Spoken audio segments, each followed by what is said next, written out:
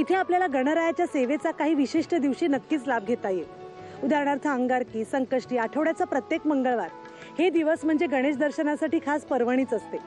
पण माघ शुद्ध चतुर्थीच्या दिवशी आपल्या इष्टदेवतेचं दर्शन घेणाऱ्यांसाठी हा खास दिवस असतो।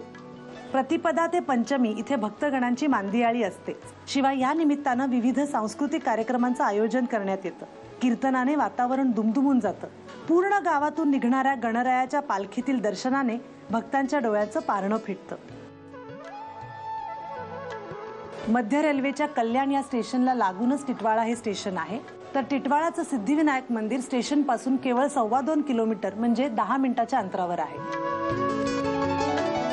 या मंदिराचे ट्रस्टी श्री सुभाष जोशी आणि प्रसाद जोशी आपल्या बरोबर आहेत। 1960 साली रीतसर ट्रस्टची स्थापना झाली। तेव्हापासून आतापर्यंत भाविकांसाठी कुठकुठली पावलं उचलली गेली हे त्यांच्याकडूनच जाणून घेऊ। हे मंदिर विश्वस्त म्हणून 1960 साली सार्वजनिक न्यासस्थानकडे नोंदलं गेलं।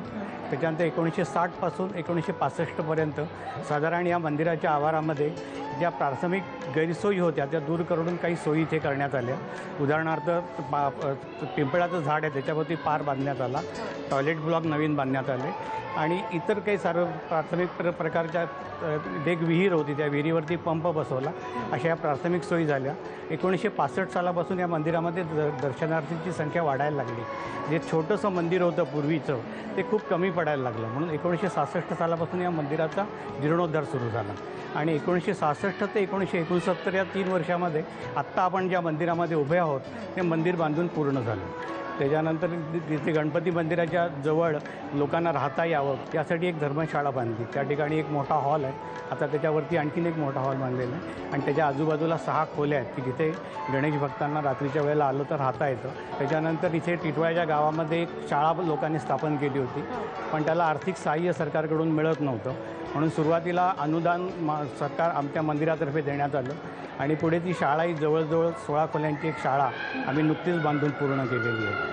कितवीपर्यंत शाळा? ती प्रायमरीपासून म्हणजे प्री प्रायमरीपासून ते अगदी 12वीपर्यंत ती शाळा आहे तिथे। म्हणजे गणपती हे विद्येचं दैवत, आराध्य दैवत आहे, तुम्ही सिद्ध केलेत कारण त्या विद्येची पण या ठिकाणी काही कार्य आम्ही करू शकलो। 2005मध्ये महानगरपालिकेबरोबर आम्ही काम केलं आणि हा जो गणेश तलाव परिसर आहे किंवा सिद्धिविनायक मंदिर परिसर आहे त्याचं सुशोभीकरण त्यावेळेला पूर्ण केलं।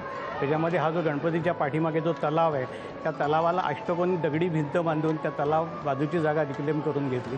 एक छोटा तलाव त्याच्या बाजूला होता, तो सगळा गाळाने भरला होता, तो रिक्लेम करून त्या ठिकाणी पार्किंग लॉटची सोय झाली।